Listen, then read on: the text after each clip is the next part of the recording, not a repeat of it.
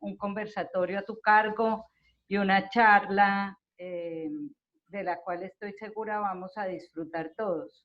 Hoy tenemos, me complace contarles que tenemos dentro del auditorio al presidente de la ANDI, el doctor Bruce McMaster. Bruce, muchas gracias por acompañarnos.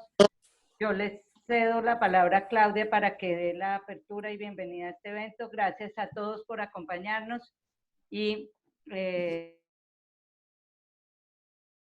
conversatorio con Martín. Gracias. Gracias, María del Rosario, y nuevamente gracias a todos por acompañarnos en este espacio donde mensualmente estamos compartiendo temas de actualidad entre los colegas y entre los afiliados de la Cámara de Servicios Legales. En la tarde de hoy, nuestro conversatorio estará a cargo de Martín Ibarra, socio fundador de Araujo Ibarra y presidente de la Cámara de Servicios Legales en el periodo 2016-2017. La charla iniciará con la intervención del doctor Ibarra, luego de lo cual los invito a hacer preguntas a través del chat o levantando la mano, y yo actuaré como moderadora y les estaré dando la palabra. Les agradezco a todos mantener sus micrófonos apagados e identificarse como lo hemos nombrado en el chat, haciendo clic en la opción renombrar sobre su nombre. Por motivos de seguridad vamos a restringir el acceso a las personas a través de la sala de la espera, pero vamos autorizando los ingresos. A los participantes de la conferencia les estaremos remitiendo posteriormente las memorias del evento. En la tarde de hoy, Martín hará un análisis sobre las implicaciones que tiene que el nuevo presidente y la vicepresidenta electa norteamericana ambos sean abogados, lo que dará un viraje a la política internacional de los Estados Unidos. Asimismo, se evaluará su impacto en el comercio internacional colombiano y en los países de la región, en especial los de la Alianza Pacífica, sus propuestas fiscales y su relacionamiento con China. Antes de iniciar, yo le quiero dar la palabra al doctor Bruce McMaster, que nos compartirá algunas palabras introductoras. Bienvenido, doctor Bruce. Gracias Claudia, y gracias a todos. Muy corto, porque evidentemente vinimos a oír a Martín Gustavo. Yo quisiera como solamente resaltar dos o tres cosas que nosotros hemos visto desde la ANDI como muy importantes en este momento. La primera de ellas es que esa historia que uno oye, algunos de ustedes la conocen en gran detalle, pero otros probablemente no, pero esa historia de que uno oye de que Colombia ha tenido una relación bipartidista con los Estados Unidos, es una historia verdaderamente potente y una historia verdaderamente cierta. Colombia ha sido supremamente cuidadosa en tener conversaciones y canales abiertos, amistosos, digamos, con los dos partidos. Es evidente que con los, digamos, con los republicanos lo ha habido con los demócratas, hasta el punto de que con los demócratas fue que finalmente, por ejemplo, se logra materializar una muy buena parte, por ejemplo, del TLC, de manera que yo creo que eso nos debe generar realmente a nosotros un sentido de tranquilidad. Nosotros, de hecho, yo he tenido la oportunidad de ser parte, por ejemplo, de un grupo que es bipartidista, que se llama Colombia's Task Force, que se hace con el Atlantic Council y con los otros think tanks importantes de Inter-American Dialogue y el Wilson Center. Con ellos hemos tenido, digamos, el año pasado, ustedes recordarán, antepasado sacamos un informe, el año pasado sacamos un informe que fue el informe de trabajo conjunto, en donde tanto funcionarios del gobierno norteamericano como funcionarios del gobierno colombiano, como los representantes de los dos partidos, pues sacamos todo un informe conjunto que, por cierto, les cuento, y esto es un poquito en primicia, estamos justamente esta mañana, nos sentamos para reactivar el comité y la fuerza de trabajo, digamos, a partir probablemente dentro de 2 semanas. Luego lo otro que yo quisiera como mencionar, y qué bueno que lo va a mencionar ahorita Martín Gustavo, es que evidentemente, digamos, el ejercicio de Alianza del Pacífico es un ejercicio fundamental, digamos, también en la relación con ellos, en donde ayer, por ejemplo, tuvimos la oportunidad de tener en la Junta de Dirección General de la ANDI, que se los quería contar directamente, al embajador Santos, Francisco Santos, y tuvimos también a Mauricio Claver Carón, el nuevo director, el nuevo presidente del BID, que por una parte, digamos, es un gran, ha sido, digamos, es un economista muy activo, ha participado y ha sido gran líder de muchas de las iniciativas que hoy en día están vigentes en los Estados Unidos, especialmente América Crece, pero con él conversábamos justamente que en razón justamente de las críticas que hubo a su nombramiento, en el sentido de que era la primera vez que había un presidente norteamericano, un presidente estadounidense, digamos, o una persona, un estadounidense como presidente del BID. Él quería justamente volcarse mucho más a la región y ha considerado que Alianza del Pacífico es una de las más importantes instancias y de los más importantes instrumentos que él quisiera desarrollar. Por supuesto, su gran preocupación en este momento, en este instante, digamos, es México y ahora, digamos, desde lo que sucedió hace un par de días, pues también Perú. Y esa es la preocupación nuestra. Martín Gustavo lo tenemos acompañándonos desde hace un año más o menos. Martín, corrígeme si no es más, hace un año en el Consejo Empresarial de Alianza del Pacífico. Lo invitamos y es un miembro muy activo y por supuesto siempre aportando cosas. Hablamos inclusive de la posibilidad de que pudiéramos tener la norma de origen unificada de Alianza del Pacífico, y él dijo, esa puede ser una muy buena bandera para el BID frente al gobierno de los Estados Unidos, lo cual pudiera ser además muy interesante a la luz de la Alianza del Pacífico. De manera que yo seguramente, ojalá, pues, ahora vimos la presentación de Martín Gustavo, pero yo soy un convencido de que lo que nos toca en este momento es construir todas las oportunidades posibles, y las hay. Y yo creo que en realidad lo que tenemos por delante, quizá en lo laboral probablemente sea el sitio donde más vamos a preocuparnos por el activismo, digamos, del Congreso norteamericano, especialmente, digamos, en Colombia, en los temas del plan de acción laboral, pero ahí vamos a tener que trabajar conjuntamente. Quería mencionar eso. Estamos todos, digamos, volcados en este momento a la agenda con Estados Unidos. Será muy importante, digamos, no, como dicen o como decimos nosotros en el béisbol, no quitarle el ojo a la pelota para que efectivamente no perdamos ninguna oportunidad de las 1000 que seguramente vendrán en adelante. De manera que yo quería mencionar eso, Claudia. Mil gracias. Muchas gracias. Bueno, Martín, nuevamente gracias por acompañarnos y quedamos en tus manos para conocer tus aportes y experiencias. Adelante. Muchas gracias, Claudia. Muchas gracias a Claudia y a María Rosario. Para mí va a ser muy difícil superar la vara que han puesto Diego Muñoz y Guillermo Villegas en estos conversatorios de nuestra muy querida Cámara de Servicios Legales. Y vamos a hablar en los próximos 45 minutos sobre el nearshoring, las elecciones norteamericanas dentro del contexto de la Alianza del Pacífico y en especial sus oportunidades para Colombia. Veamos cómo estamos hoy. Bueno, aquí podemos ver la diferencia de votos a mediodía del día de hoy.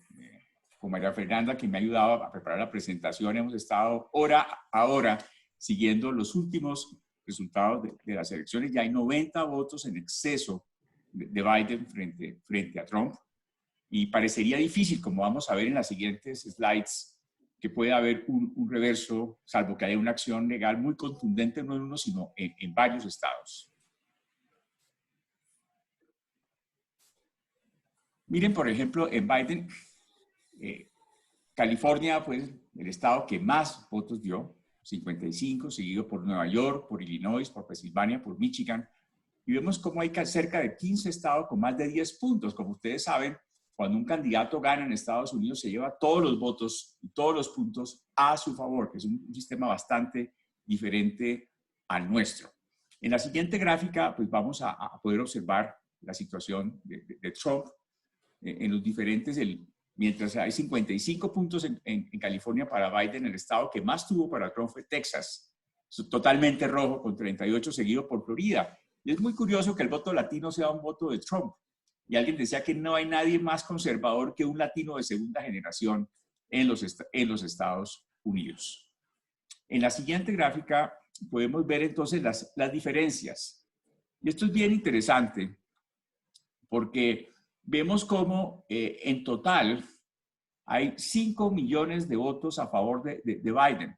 Y cuando empezamos a ver la diferencia de estado a estado, por ejemplo, solamente en California hay casi 5 millones a favor de Biden, seguido por Massachusetts, Illinois, pero hay estados, los últimos de la pantalla, Nuevo México, Delaware, Maine, estamos viendo ya cómo la diferencia decrece de una manera supremamente importante. En la parte derecha también tenemos las diferencias a favor del actual presidente Trump. Siguiente, por favor. Bueno, aquí podemos ver cómo fueron los estados sorpresa, Michigan, Wisconsin y Pensilvania, que fueron lo que le dieron la Casa Blanca, cuáles se voltearon y realmente los cambios que ha habido fundamentalmente en Arizona, Wisconsin, Michigan, Pensilvania y Georgia. Es impresionante cómo algunos de los estados más trumpistas dieron la vuelta como consecuencia de estas elecciones. Siguiente, por favor. Aquí también vemos los estados que cambiaron de color entre 1916 entre el 2016 y el 2020. Los márgenes son decisivos, pero diminutos. Y vemos cómo por décimas en algunos estados pueden irse o a favor de un candidato o a favor del otro candidato. Alguien hablaba que no son los Estados Unidos de América, sino los Estados desunidos de América. En el caso del Senado, pues en este momento van ganando los republicanos, están a 2 votos de tener la mayoría, pero pisándole los demócratas los talones a los republicanos. Los resultados del Senado han sumado un asiento a los demócratas y han restado 1 a los republicanos. Se esperan obviamente Georgia, que va a ser decisiva en la mayoría del Senado. En la siguiente gráfica podemos ver ya la Cámara. En la Cámara pues tenemos ya una mayoría demócrata frente a la republicana. 218 demócratas a mediodía de hoy contra 202 republicanos. Presidente demócrata, Cámara demócrata y el Congreso, el Senado supremamente empatado. ¿Quiénes son los candidatos elegidos? Vamos a hablar un poquitico de ellos. Bueno, Joe Biden nació en Pensilvania, hijo de un vendedor de autos y de Catherine, que era una ama de casa. Su madre era muy, muy católica y heredó esta religión de su madre. Es el primer presidente católico en la historia de los Estados Unidos. Se graduó en la Universidad de Delaware en Historia y Ciencias Políticas en el 65 y es doctor en Derecho en el año de 1968 y en el 69 entró al Colegio de Abogados de Delaware, donde ha vivido gran parte de su vida. Por cierto, es famoso sus viajes en tren, en Amtrak, entre Delaware y Washington, costumbre que llevó a lo largo de sus 7 elecciones como senador de los Estados Unidos. En su vida familiar ha tenido 2 matrimonios. Su primera esposa murió cuando él tenía 29 años en un accidente de carro, de vehicular, en donde perdió su hija también. Se quedaron 2 hijos y fue elegido senador a los 29 años de edad, que ha sido el 5º senador más joven de los Estados Unidos. Posteriormente, su hijo Bill falleció como fiscal general de Delaware de un cáncer cerebral. Y en 1977 contrajo matrimonio con Jill Tracy y tiene una hija que se llama Ashley, que es visitadora social. Fíjense, lo interesante ha sido de los más jóvenes senadores y el mayor presidente elegido en la historia de la democracia de los Estados Unidos. La vida se le ha estirado al presidente Biden. Pero además fue senador por 7 años, desde los 29 hasta los 65 años, 36 años como senador. Y de los 65 a los renunció para ser vicepresidente, de los 65 a los 73 fue vicepresidente del presidente Obama. Y es un hombre de centro. Yo he hablado con muchos políticos y exembajadores nuestros y se le ha querido caracterizar como una persona de izquierda y todos coinciden que es una persona igual que Barack Obama, absolutamente de centro. Tiene una inmensa experiencia en relaciones internacionales. Yo quisiera subrayar esto en rojo. Fue el presidente del Comité de Relaciones Exteriores del Senado tras los atentados del 11 de septiembre de 2001 y participó en el conflicto de los Balcanes, la política de Irak, muy especialista en América Latina y en Argentina. Y fue el senador líder del proyecto de ley que creó el SAR antidroga, la Agencia Antidroga de los Estados Unidos. Como vicepresidente asumió las funciones de coordinación de las relaciones entre el Ejecutivo y el Congreso. Su experiencia negociadora fue muy útil en la política tributaria, económica y presupuestal. Como vicepresidente vino 16 veces a América Latina y recorrió más de 1 millón de millas en 60 países. Logró limitar la venta de armas, luchar contra los abusos sexuales, la búsqueda de un tratamiento efectivo contra el cáncer y fue uno de los autores de cambiar la jurisprudencia para permitir el matrimonio igualitario. Bueno, todos se preguntarán, ¿y cómo una persona que cuando se posesione el 20 de enero va a tener 78 años y 2 meses, cómo va a ser su futuro bajo el punto de vista fisiológico, siendo el presidente de mayor edad en la historia de los Estados Unidos? Bueno, veamos aquí cómo están los dos. Uno con 82 de estatura, 80 kilos de peso, pero una presión arterial normal, 128/84, colesterol normal, solamente toma una pequeña pastilla para licuar la sangre, pero su historia clínica es más compleja. Tuvo 2 aneurismas, uno grave, que tuvo un coágulo que se le fue al pulmón en 1988, lo operaron de la próstata no canceroso, se le extrajeron la vesícula en el año 2000 y ha sufrido algunos años de arritmia del corazón, pero está controlado porque hace ejercicio 5 veces por semana y tiene unas pulsaciones normales. Presidente Trump no está en tan buena forma, siendo algunos años menor, 4 años menor. Mide más o menos lo mismo, pero pesa 30 kilos más, 110 kilos. Su presión arterial está buena, pero su colesterol bajó de 143 a 130 porque le aumentaron el colesterol de 10 gramos a 40 gramos el año pasado. Pero también toma medicina para la caída del cabello. No hace nada de ejercicio. Los médicos le han recomendado que por lo menos camine durante el golf. Él se niega, él prefiere hacer dieta que caminar. Y las pulsaciones las tiene normales en 70, pero no hace muy poco ejercicio.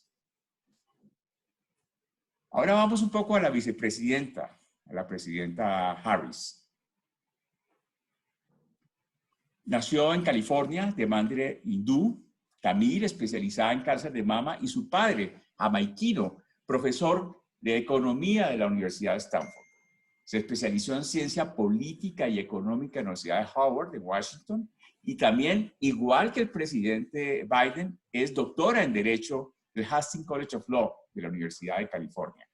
Para la Cámara de Servicios Legales es muy interesante ver que 2 abogados ocupan quizás 2 de los cargos más importantes del mundo y entró a la Asociación de Abogados del Estado de California en 1990. Ha dedicado toda su vida al servicio público. Fiscal adjunta del condado de Alameda, posteriormente fiscal del distrito de San Francisco, fiscal general de California, senadora, la primera senadora con origen hindú y ahora vicepresidenta, igual que Colombia, vemos la coincidencia de tener por primera vez nuestras vicepresidentas mujeres. ¿Qué logros ha tenido Harris? Como fiscal, programa para ayudar a condenados por delitos de drogadicción, para educación secundaria y ayudar a encontrar empleo. Defendió la ley de California al cambio climático. Vamos a ver que esto va a ser muy importante para lo que viene a continuación.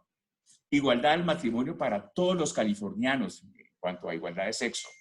Persiguió pandillas transnacionales en armas, drogas y seres humanos. Y como senadora, pues, ha ayudado a mejorar las condiciones laborales, el sistema jurídico de la justicia y otros elementos muy, muy importantes.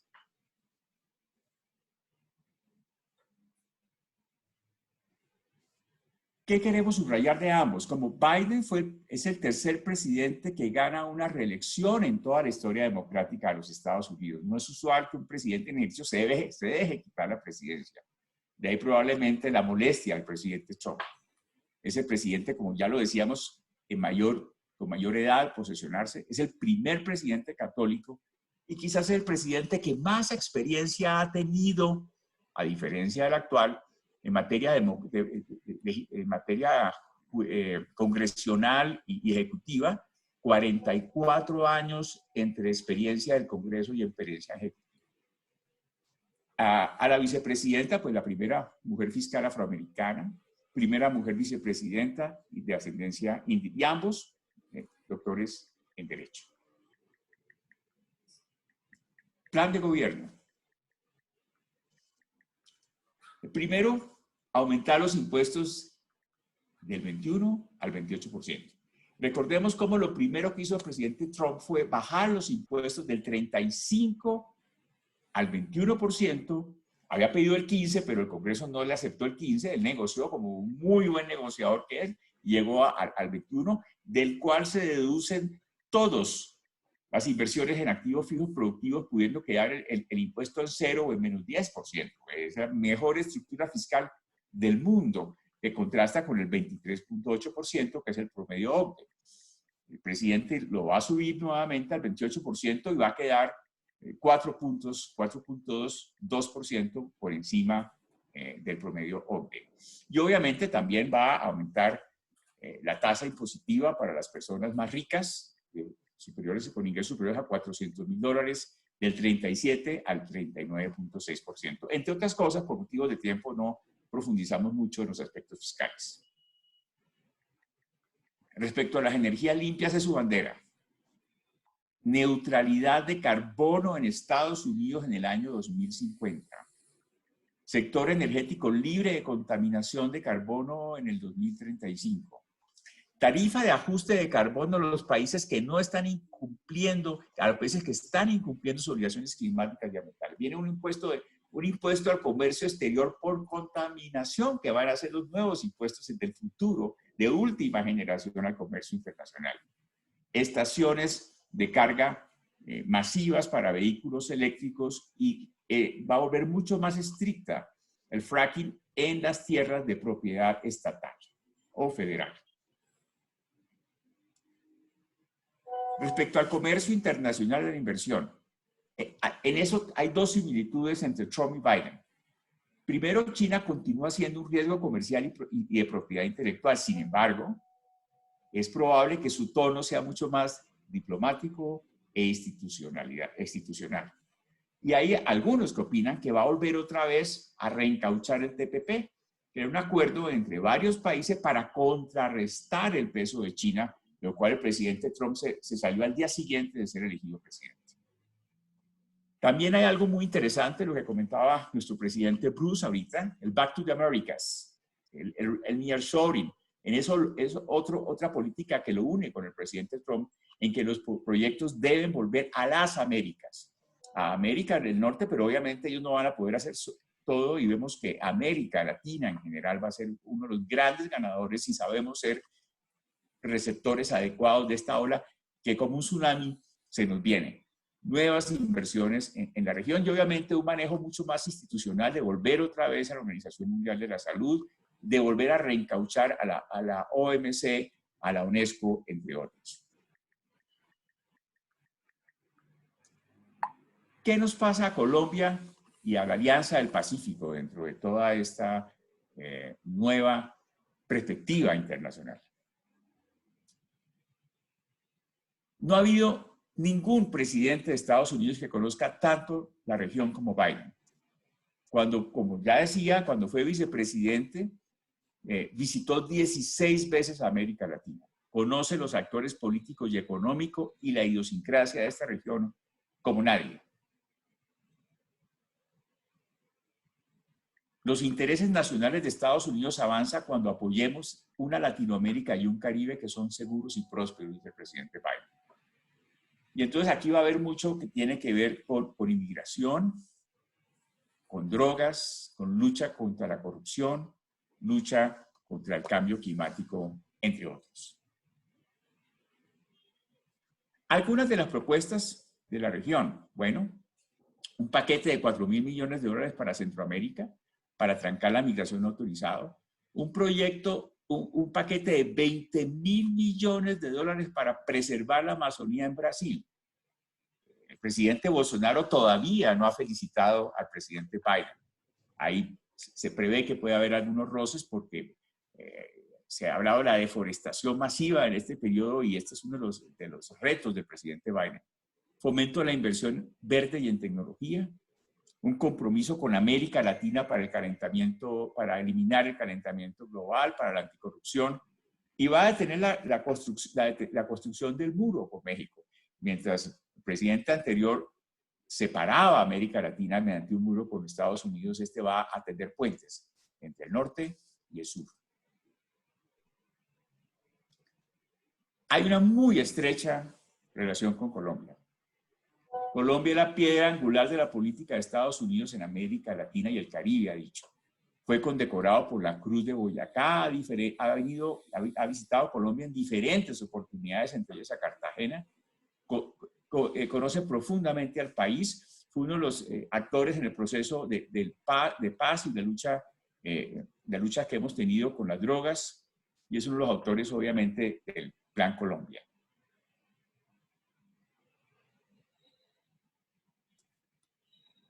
Adelante, por favor. Temas de prioridad del presidente Biden con Colombia: defensa de los derechos humanos, inclusión de las comunidades afro e indígenas, protección del medio ambiente en lucha contra el cambio climático, el Plan Colombia y la ejecución de los acuerdos de paz y el fortalecimiento comercial. Recordemos cómo que mientras el presidente Trump trató de recortar a la mitad, de 320 a 200 millones de dólares el Plan Colombia, fueron los demócratas los que mantuvieron su presupuesto más los 60 millones de dólares de ayuda militar. Entonces, los demócratas han ayudado muchísimo, como lo decía Bruce, el bipartidismo ha sido fundamental en la historia de la relación con el Congreso de los Estados Unidos y con el gobierno de los Estados Unidos para Colombia. Bueno, aquí vemos algunos de los autores, de los embajadores que ha tenido Colombia en los Estados Unidos, que han hecho un magnífico trabajo. Empezando por Luis Alberto Moreno, el expresidente Pastrana, Carolina Barco, doctor Silva, Luis Carlos Villegas, doctor Pinzón, Camilo Reyes, el presidente Santos, muchos de ellos muy cercanos, Carlos Urrutia, miembro de nuestra Cámara de Servicios Legales, y el doctor Luis Carlos Villegas, bajo cuyo mandato en la ANDI se creó precisamente esta Cámara. Y esto es muy importante porque estos embajadores, hay bitácoras que dicen que han realizado más de 2.000 visitas al Congreso norteamericano. O sea, bipartidistas. Nuevamente, yo quisiera subrayar lo que Bruce decía al comienzo. Tenemos que continuar con el fortalecimiento de la relación bipartidista de Colombia con el Congreso norteamericano. Solamente Camilo Reyes, me comentaba el otro día, realizó más de 140 visitas durante el corto periodo de un año que estuvo de embajador. Juan Carlos Pinzón, embajador nuestro, en una magnífica entrevista de la revista Semana, dice: Joe Biden le conviene a Colombia. Para Colombia es una buena noticia, es un hombre que ha apoyado desde hace más de 20 años a nuestro país, porque para Biden y para los demócratas Colombia es muy importante, dice el doctor Pinzón. Retos de Colombia con Estados Unidos. Bueno, el primer reto, el más preocupante, el más importante, es evitar a toda costa que la izquierda colombiana, con aliados de la izquierda extremista demócrata, convierta al presidente Duque en un objetivo militar. Y yo creo que ahí el sector privado, el sector gremial, tiene que rodear de apoyo al presidente Duque. Por eso las misiones empresariales, los movimientos entre Colombia y Estados Unidos, el cual Bruce y la ANDI están muy vinculados, son definitivos, son fundamentales. Hay que fortalecer la relación de las entidades privadas y gremiales con el gobierno y el Congreso americano, y ellos van a estar vigilando el programa de desarrollo de enfoque territorial que fue liderado, apoyado y financiado por los demócratas.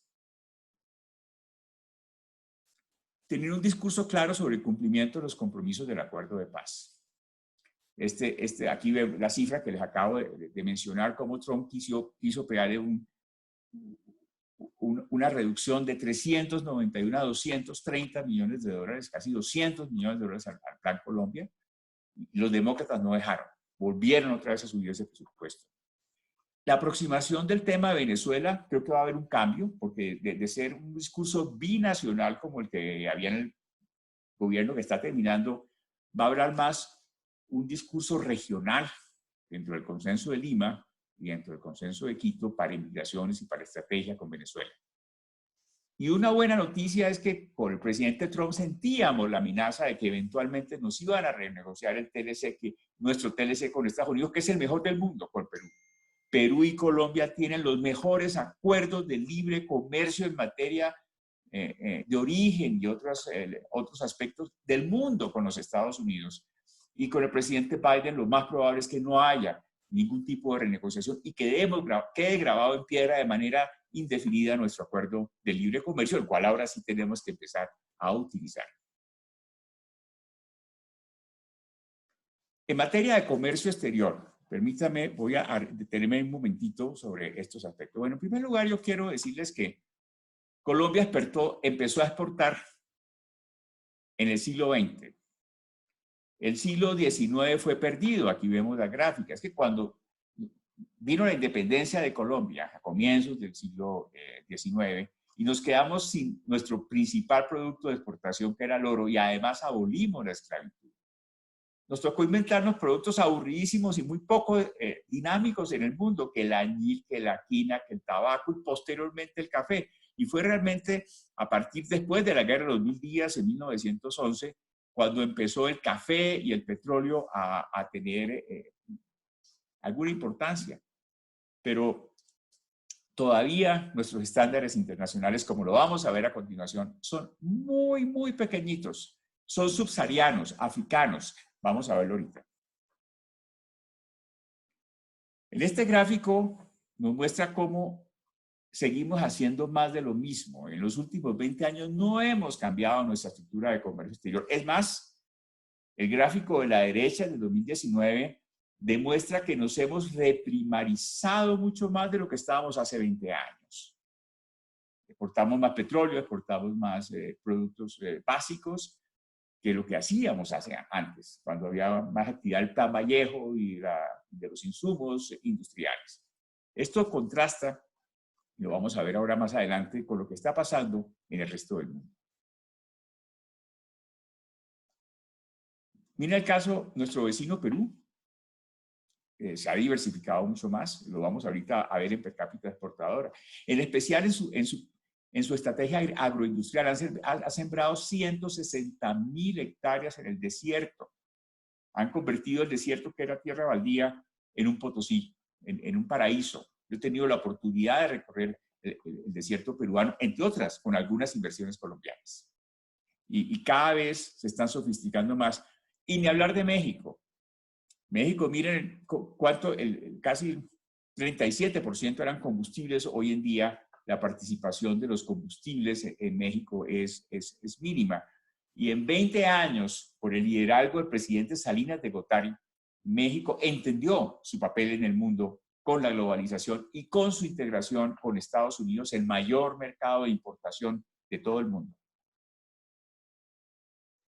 Aquí vemos en esta gráfica cómo cambió México a través de su historia. La barra amarilla son manufacturas y cómo los productos agrícolas y los combustibles y los demás fueron bajando. Hoy en día el 75%. Ahorita esta mañana estaba en la Asociación Mexicana de Parques Industriales, que tenían su reunión de planeación estratégica hoy, y aún por la situación de México siguen creciendo de manera muy importante.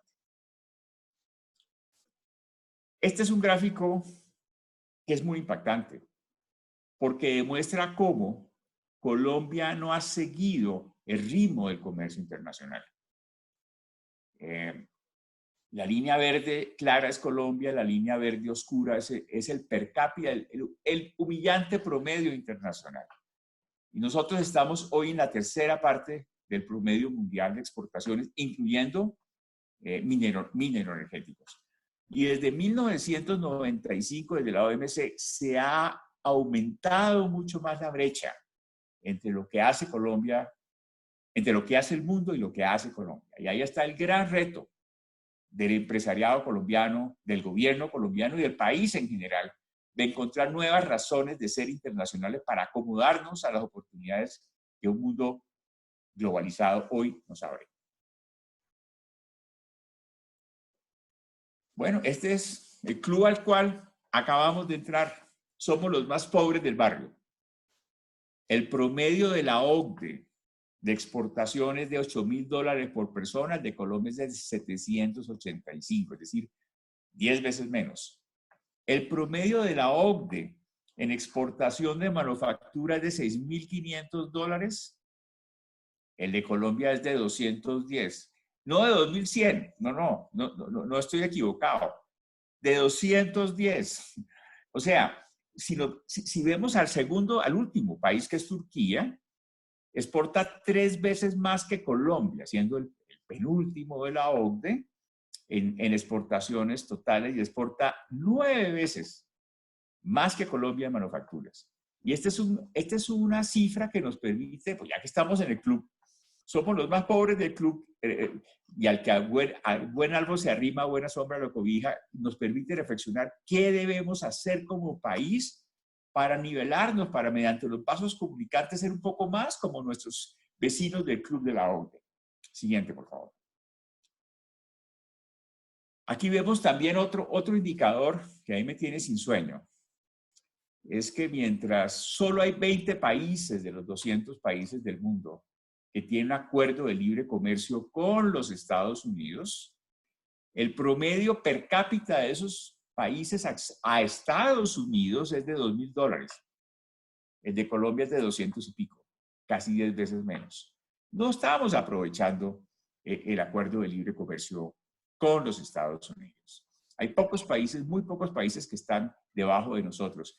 Y nosotros deberíamos, o sea, simplemente para poner un ejemplo, México está en $2.800 per cápita, 10 veces más exporta México que nosotros a Estados Unidos. Y si nosotros vemos la distancia entre Cartagena, Barranquilla y Miami, es mucho menor que la que hay desde cualquier ciudad de México a la costa este de los Estados Unidos. Si Colombia exportara el per cápita de $2.000 que exportan el resto de los vecinos que sí han aprovechado un acuerdo de libre comercio con Estados Unidos, solamente a Estados Unidos exportaríamos no 11.000 millones de dólares, sino 99.000 millones de dólares al año. En el sector agrícola, igual. Promedio de exportaciones de América Latina son $371. Y hay países de $1.000, $1.500 como Uruguay, otros cercanos a 1.000 como Argentina, Costa Rica y Chile, y nosotros pues apenas estamos por debajo del per cápita mundial agrícola con la potencia agrícola que es Colombia. Y aquí es otro motivo de profunda reflexión. Si Colombia exportara los $400 que exporta América Latina, exportaría 20.000 y no 7.000 millones. Si Colombia exportara $1.000 per cápita, lo que exporta Chile o Costa Rica o Argentina, exportaremos 50.000 y no 7.000 millones de dólares de productos agrícolas. Y yo creo que es fácil. Si nosotros adoptáramos la fórmula agrícola de Perú, yo me acuerdo que hace poco Cruz trajo al que hizo el milagro agrícola en Perú a que nos diera una charla en la Asamblea de la ANDI de qué habían hecho. Es simplemente copy-paste, traer la legislación peruana en cuanto a impuestos de renta, impuestos de importación, impuestos de servicios y sembrar a Colombia para conectarla agrícolamente con el comercio internacional. Respecto a la Alianza del Pacífico, y saludo muy especialmente a mis compañeros de Chile, Perú y México que hoy nos están acompañando. Bruce dice José Clipper, se llama. Yo he tenido la oportunidad de reunirme con él en Lima. Eso fue uno de los autores del milagro peruano. Deberíamos importarlo a Colombia, Bruce, próximamente. Bueno, aquí vemos la diferencia. Mientras México exporta $3.700 per cápita, Chile exporta 3.600, Perú exporta 1.300 y Colombia exporta 785. Y yo creo que tenemos que nivelarnos. El gran discurso de la Alianza del Pacífico es cómo inventarnos entre nosotros mismos el argumento de que tenemos que ser el mejor sitio de inversión del mundo, que es el discurso de Mauricio Claver Carone. Él quiere hacer de esta esquina de América Latina el mejor sitio de inversión, no de América, del mundo, para el nearshoring, para la promoción de la inversión. Y si Colombia exportara lo que exporta México 5 veces más, pues este sería un país cuyas tasas de desempleo, cuyas tasas de crecimiento y cuyas tasas de exportaciones y desarrollo serían completamente diferentes.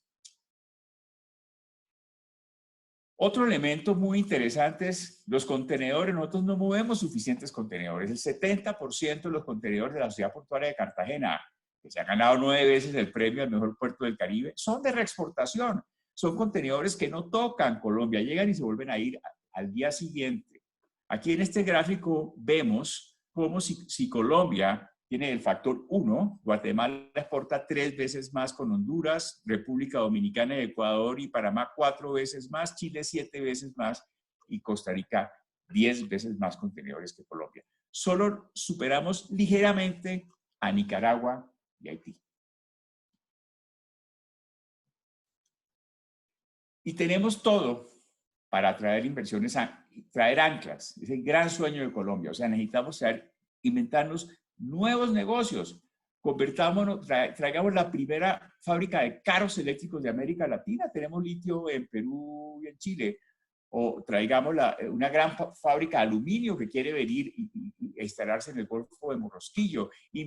Seamos la capital latinoamericana del comercio electrónico, siendo Bogotá el más importante aeropuerto y teniendo Cartagena y Cali la conexión barco-avión que nos permite convertir contenedores en paquetes. Esto es muy importante. La gran reflexión del sector privado colombiano es ¿qué vamos a hacer cuando grandes? ¿Qué vamos a hacer en este nearshoring que dura 2 o 3 años mientras se acomodan las placas tectónicas del comercio internacional? Otro elemento importante es que para México y Colombia nuestro principal socio comercial son los Estados Unidos, que no lo son ni para Argentina, ni para Perú, ni para Brasil, que es China. Esto es bien interesante. O sea, nuestra relación con Estados Unidos es y seguirá siendo muy importante. Subrayo nuevamente esto. Colombia y Perú tienen los mejores acuerdos comerciales del mundo con los Estados Unidos. Mientras en Colombia un producto puede ser 65% japonés o chino, se transformó en Colombia y llegó a Estados Unidos sin impuestos. El nuevo TEMEC, que antes se llamaba NAFTA, exige entre el 50 y el 75%.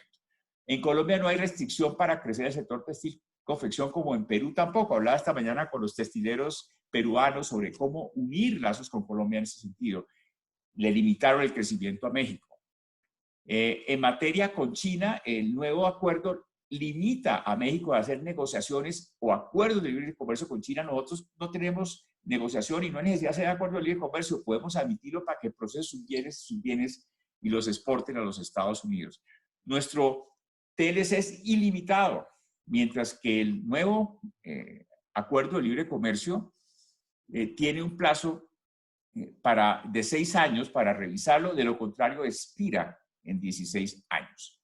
Y para vehículos y sector agrícolas tiene otras medidas que hacen que el nuestro sea infinitamente superior. Ahí el doctor Hernando José Gómez hizo un magnífico trabajo en la negociación de este acuerdo de libre comercio. ¿Qué debemos hacer los colombianos? ¿Y qué debemos hacer los países de la Alianza del Pacífico? Bueno, lo primero es lo que ya decía Bruce. Ahorita en diciembre se posesiona a Carlos Ignacio Gallego como el nuevo presidente de la Alianza del Pacífico, el Consejo Empresarial de la Alianza del Pacífico. Y la teoría que estamos trabajando con Bruce y con Carlos Ignacio y los demás miembros del CEAP es el origen acumulativo. En la siguiente gráfica vemos cómo esta iniciativa del Made in the Americas nos permite por primera vez, acumular origen de Chile con Perú, de Perú con Colombia, de Colombia con México y de los 4 países entre sí para llegar a los Estados Unidos sin impuestos, creando por primera vez el concepto de cadenas regionales de valor. Y es que si nos vemos, cada país somos una provincia de China, es como si China no pudiera acumular origen entre sí. Esto yo creo que es la propuesta, y ahora con el apoyo del BID, que lo ha manifestado públicamente con Bruce. Hace poco tuvimos una reunión con Fabricio Perti, que está manejando esto en el BID, y esta semana entrante le vamos a mandar ya el memorando del plan de acción para convertir esta iniciativa, que es la iniciativa hemisférica más importante que hay en este momento, en una realidad, ojalá, en el corto plazo. Una muy agresiva estrategia de nearshoring.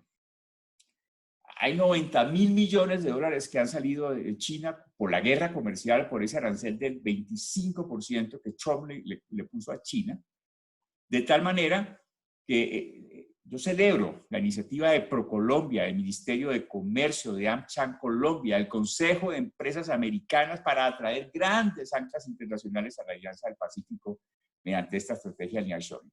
Esto tiene que convertirse en una gran prioridad nacional y no podemos ahorrar esfuerzos en traer por lo menos 5 o 6 nuevos negocios a Colombia que lleguen por primera vez en los 200 años de independencia para que Colombia alcance por lo menos el per cápita mundial de exportaciones. Bueno, el otro reto es unirnos para tener una nivelación fiscal internacional que nos permita tener una propuesta conjunta de valor. Impuestos con seguridad, no cambiando cada 2 años, que hay una estabilidad, o por lo menos para ciertos proyectos. Los 4 países, el 60% de la inversión extranjera en Chile está estabilizada. Los grandes proyectos de más de 10 millones de dólares en Perú están estabilizados. Como Alianza del Pacífico tenemos que mostrarle al mundo que somos una región seria y estable para hacer negocio. Y en el caso colombiano y el Perú, superar o nivelar la propuesta de México en materia industrial y para el caso de Colombia, nivelar la propuesta del Perú en materia agroindustrial y obviamente mejorar los trámites y los procedimientos. Aquí vienen 3 preguntas que Claudia les va a hacer muy rápidamente, un poco para medir el ambiente de nuestros colegas, de qué va a pasar en el futuro. Adelante, Claudia, por favor. Bueno, buenas tardes. Todos pueden tomar, sacarle la foto al código QR y esto les va a permitir responder a las 3 preguntas. En el chat, Catalina también les compartió el link por si tienen algún inconveniente de abrirlo con el celular. Son 3 preguntas. La primera es una pregunta cerrada. Las voy a leer mientras lo pueden abrir. La primera pregunta dice: ¿usted cree que el futuro del comercio internacional de los países de la Alianza Pacífico será mejor en la próxima década de lo que lo fue en la anterior? Las respuestas acá son sí o no.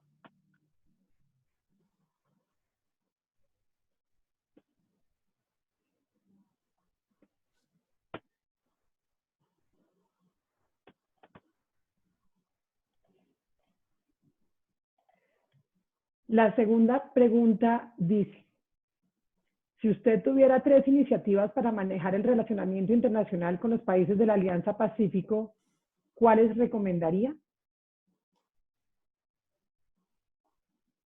Sugerimos 3, pero se acepta cualquier respuesta.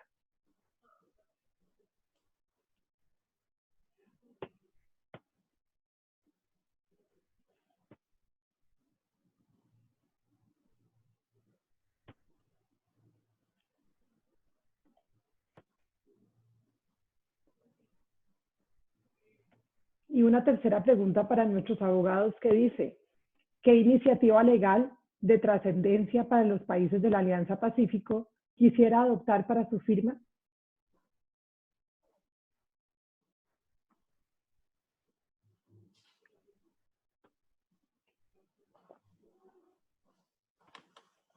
En unos momentos proyectaremos las respuestas.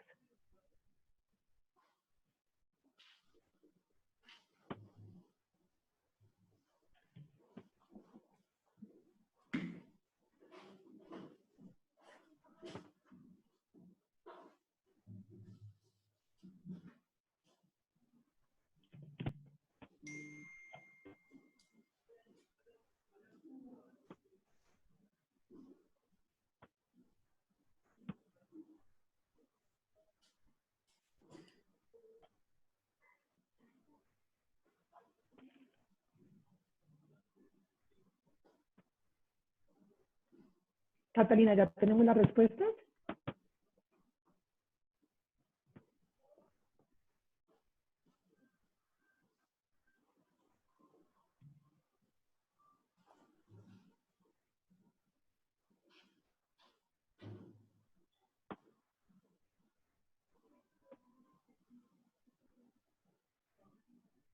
Martín, ¿quieres que yo las lea? Por favor. Bueno, la pregunta, ¿usted cree que el futuro del comercio internacional de los países de la Alianza Pacífico será mejor en la próxima década que lo fue en la década anterior? Baja un poquito más Catalina, pero el 90% dice que sí.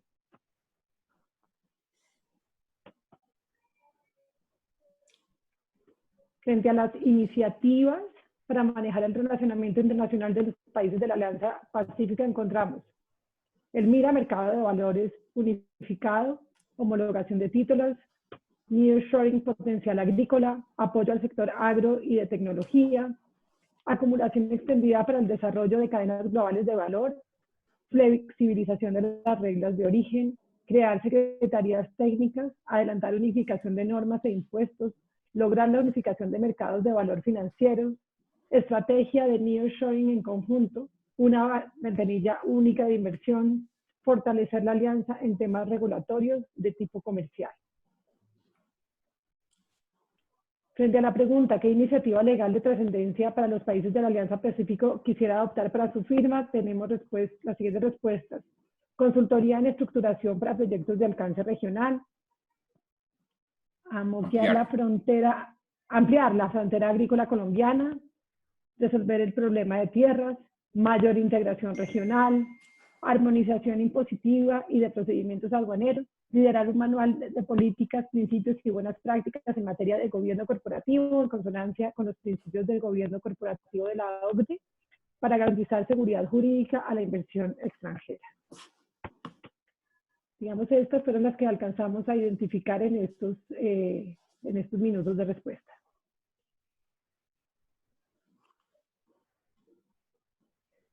Volvamos a la presentación.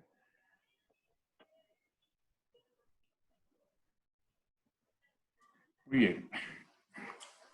¿Cómo pueden los abogados de la Alianza del Pacífico ayudar a esta nueva realidad? Bueno, en primer lugar, yo quiero decirles que es muy reconfortante ver que un abogado mayor, que tiene una edad que probablemente hubiera sido despedido de muchas de las firmas grandes de América Latina, tiene 11 años más que yo, ocupa el cargo más importante del mundo. Eso es una buena esperanza para nosotros los old folks, los abogados viejos de la Alianza del Pacífico. Bueno, en primer lugar, creernos el cuento de que sí podemos convertir a los 4 países de la Alianza del Pacífico en el mejor sitio de inversión del mundo.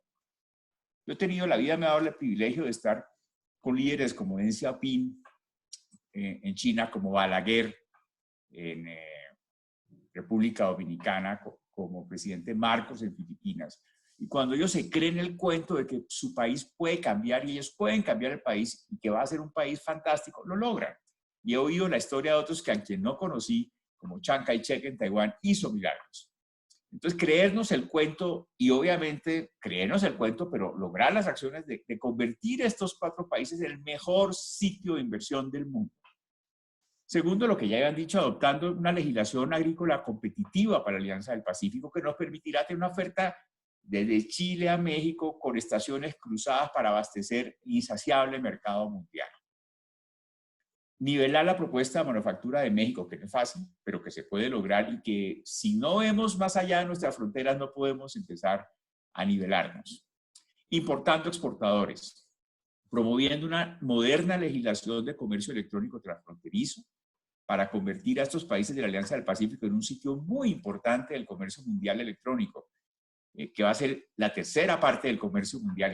Ahí me ha tocado ver 2 revoluciones, la revolución del bulto al contenedor, hace 30 años, y ahora la revolución de la metamorfosis del contenedor al paquete, y promoviendo la nivelación fiscal internacional con estabilidad dentro de los países de la Alianza del Pacífico. Por eso, la Cámara de Servicios Legales de la ANDI, en alianza con los colegios de abogados de México, Perú y Chile, tiene un papel decisivo en promulgar, en predicar esta nueva religión para que seamos un gran sitio de inversión. Debemos hacer de este corredor latinoamericano la mejor orilla de América Latina y balancear el progreso del Pacífico latinoamericano con el progreso del Pacífico asiático. Por citar un ejemplo, en la bahía de Guangdong, solamente en la bahía de Guangdong se mueven 80 millones de contenedores. en toda América Latina 23. En la Bahía de Guandón se mueven 8 millones de toneladas por avión, en toda América Latina 3. Es muy fácil con esta nueva onda que se nos viene y que el BID y el comercio mundial y los hechos nos están ayudando a convertir a esta esquina en algo realmente en la tierra prometida del comercio internacional. Yo les agradezco mucho la atención y quisiera aprovechar si hay algunas preguntas para poder empezar este intercambio de ideas. Muchas gracias, Martín, y nos llenas de inquietudes sobre esta nueva etapa frente al gobierno norteamericano. María del Rosario. Bueno, Martín, tengo que agradecerte por esta charla tan maravillosa. Sin duda, excelente el análisis como para abrir el marco de preguntas. Tú decías que tenemos que liderar. Mi pregunta es, ¿cuál debe ser el papel y qué acciones concretas debería adoptar esta Cámara de Servicios Legales para liderar una política en el marco de crear lo que tú has denominado el mejor derecho para la región? Esa es una muy buena pregunta, María Rosario. Mira, cuando a mí me tocó hacer parte de la misión de China, que creó las zonas económicas especiales en el año 83, hace ya 37 años, el encargo que tuvimos de Deng Xiaoping es diseñen la mejor legislación del mundo en zonas económicas especiales. Y nos fuimos a los 10 países vecinos a hacer un benchmark. En ese momento no existía Mr. Google. Tocaba ir con lápiz y papel a hacer encuestas y entrevistas y sacar costos de viva voz. Ahora estamos trabajando con Arabia Saudita en cómo crearle la mejor legislación del mundo para 3 o 4 sectores. Por ejemplo, uno de ellos es Cloud Free Zone, zonas francas para data centers. Y estamos haciendo un benchmarking de cuáles son los 5 mejores países de Cloud Free Zones para mejorar esa propuesta. Entonces, la única manera de hacer algo mejor que los demás es partiendo de qué hacen bien los demás y excediendo y superando esa propuesta de valor. Eso no es frecuente en nuestros países latinos porque nuestra geografía se acaba en nuestra frontera física, no vemos más allá. Y vemos, por ejemplo, en el caso, por ello yo les decía a mis amigos peruanos, Cusco significa ombligo del mundo. Y Bogotá es el ombligo de Colombia, ¿no? Tuvimos un presidente, Miguel Antonio Caro, que se ufanaba de nunca haber salido en su vida de la sabana de Bogotá. Y así somos un poco los colombianos, y García Márquez lo describe de una manera fantástica en la misión de ciencia y tecnología que estableció Gaviria en su momento, de cómo somos autistas internacionales. Pero yo creo que de la mano con nuestros socios de la Alianza del Pacífico, algunos de los cuales sí han podido ya salir, en el caso concreto de Perú, perdón, de México y de Chile, y algo Perú que los duplica, podemos encontrar muchas razones para ver qué deberíamos hacer en cada disciplina para convertirnos en los mejores del mundo. Pero que lo logramos, lo podemos lograr, y si es materia legal, es simplemente pues, de aprobación o del Congreso o del gobierno. En materia de comercio exterior tenemos la fantástica facilidad en Colombia que todo es decreto ejecutivo, porque por las leyes marco, en aspectos de comercio exterior y aduanas, todo lo puede hacer el gobierno sin pedirle permiso al Congreso. Es más, el Congreso no lo puede hacer. Gracias, Martín. No sé si tengamos más preguntas.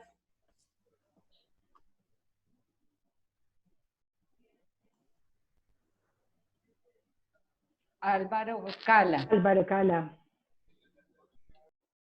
Gracias Martín, interesantísimo y la verdad que le da una mezcla de optimismo y pesimismo, y me quería referir precisamente a la primera pregunta que nos hiciste, que decías no me acuerdo con el texto de la pregunta, pero si veíamos con optimismo o con pesimismo el futuro del intercambio comercial de la región, y pues sorprende un 90% de respuesta afirmativa, positiva, optimista. ¿Qué esperabas tú y cuál es tu respuesta a esa pregunta? No, yo estoy seguro que es así, Álvaro.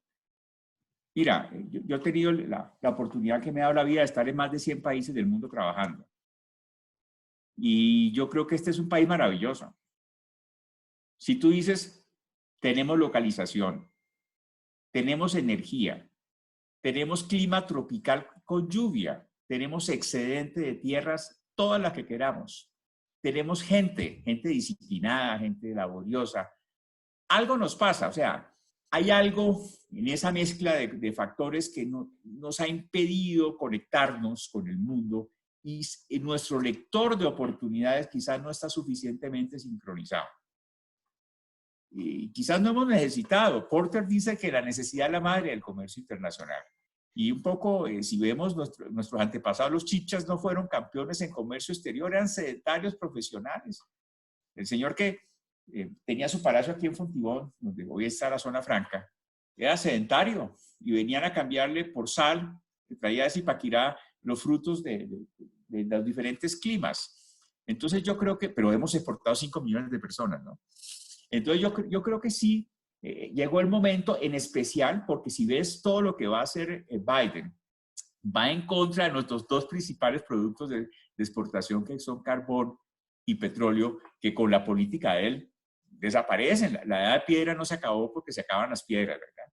Entonces, eso nos exige. Es distinto si Trump hubiera seguido impulsando los combustibles fósiles, la realidad de ese sector era distinto, pero ahora con Biden, yo creo que nos vemos haciendo más carros eléctricos que carros de combustión. Entonces, la pregunta es, si sabemos que nuestros dos principales productos de exportación rápidamente van a desaparecer del escenario internacional, ¿para qué más somos buenos los colombianos? Yo estoy seguro que vamos a encontrar, si resolvemos bien esa pregunta, muchísimas respuestas y respuestas muy buenas. Gracias, Martín. Ok, Martín, muchas gracias. Luego nos queda es ponernos a la tarea. Maravilloso tu conversatorio, como siempre. Es un gusto irte a exponer estos temas de los cuales eres un experto absoluto. Muchas gracias a todos por su compañía en el día de hoy. Tuvimos una audiencia muy interesante. Yo creo que Claudia nos va a dar unas tips de salida. Claudia. Pero, Nicolás Pareja, ¿tienes una pregunta? Sí, muchas gracias. Qué bueno saludarlos a todos. Nicolás, no te había visto. Muchas gracias. No, un saludo muy especial a todos mis amigos y colegas. Y a preguntarle a este cartagenero, a este gran cartagenero cartacachaco que tenemos aquí, es nuestro conferencista de hoy. Pues veo pues la Alianza del Pacífico, ¿no? Me toca como cartagenero preguntar algo que parecería elemental. ¿Cómo juega el Caribe ahí? ¿Cómo jugamos nosotros ahí en esto que has planteado? Mira, Colombia tiene esquinas maravillosas. Sin duda, el nombre de la Alianza del Pacífico es pues que los 4 países tienen costas sobre el Pacífico, pero hay 2 de ellos que somos México y Colombia, que también tenemos costas sobre el Mar Caribe. Y realmente, si ves, Colombia es un país inclinado hacia el norte, hacia el Caribe, porque fuimos descubiertos por allí. Y tenemos 3 fantásticas ciudades, entre ellas la tuya, la nuestra, Cartagena, es una fantástica ciudad, pero no tenemos ninguna ciudad en el Pacífico. La más cercana es Cali. Y tenemos un gran reto para crear Nueva Aventura, el gran proyecto de Colombia en el Pacífico. Entonces, Colombia, nos pasa un poco lo de Marruecos, que Marruecos estaba inclinado hacia el sur, Casablanca y Marrakech, y vino alguien, le dijo al rey Mohamed VI, mire, por el Mediterráneo pasa el 25% del comercio mundial, creo, 3 zonas económicas especiales, y cambió la inclinación del país. Entonces, necesitamos nivelar a Colombia para que el Pacífico colombiano sea tan próspero como ya lo es el Pacífico el Atlántico colombiano. El Atlántico, si tú lo miraras como un país, es fantástico.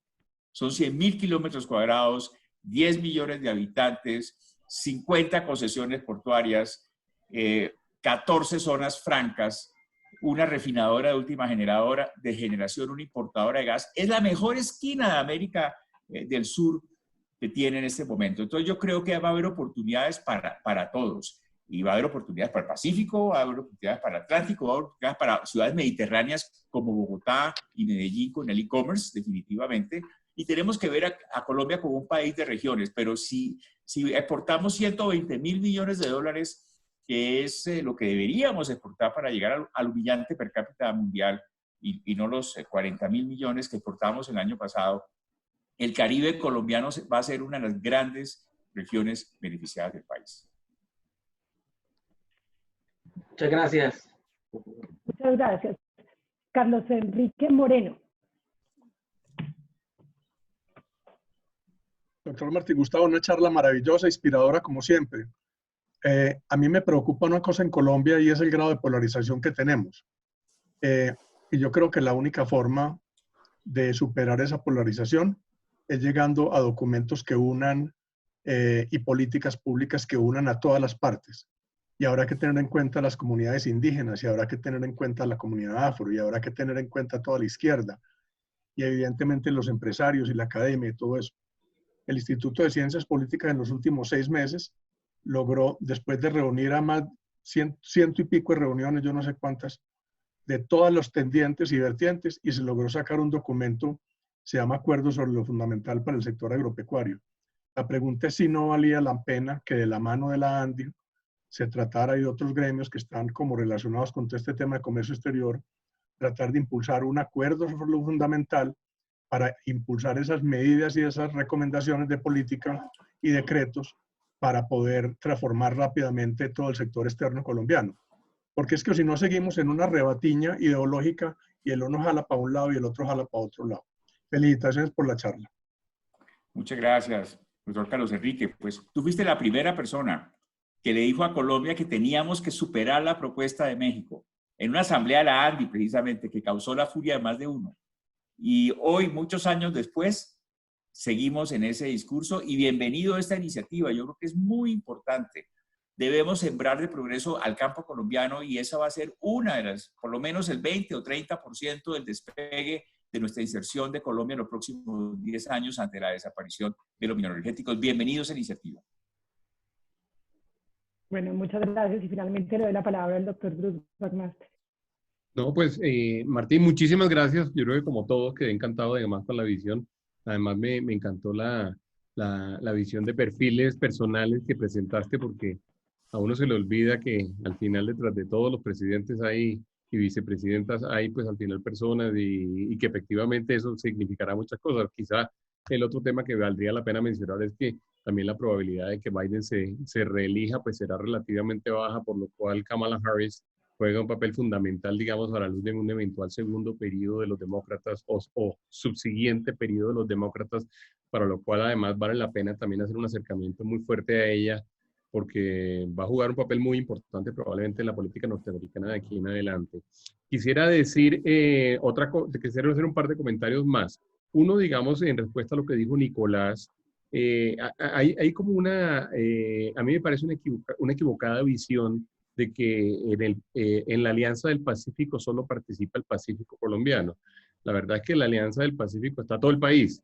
Y yo creo que siempre, cuando tú dices qué oportunidad hay para el Caribe, bueno, el Caribe por supuesto es parte de Colombia y Colombia, digamos, como un todo se tiene que proyectar también en toda la Alianza del Pacífico, entendiendo la inmensa oportunidad que yo creo que a pesar de todas las buenas cifras que dio Martín Gustavo, la oportunidad sigue siendo gigantesca, digamos, alrededor del Caribe y de todo ese mundo alrededor de ese ecosistema. Hay que seguir trabajando. Y por último, decir que contarles a ustedes que hicimos una encuesta, la última versión de la encuesta de opinión industrial conjunta de la ANDI. La pregunta especial que se hizo era preguntándole a las compañías si se estaba preparando o tenía dentro de sus planes pensar en temas de nearshoring o de reshoring o de eventualmente de poder plantearnos, digamos, nuevas estrategias frente a la nueva realidad de comercio internacional. Y llamó mucho la atención que menos del 20% de las compañías ANDI, ojo, porque estoy hablando de las compañías, por supuesto, del tier más sofisticado, digamos, de Colombia, es menos del 20% lo está pensando.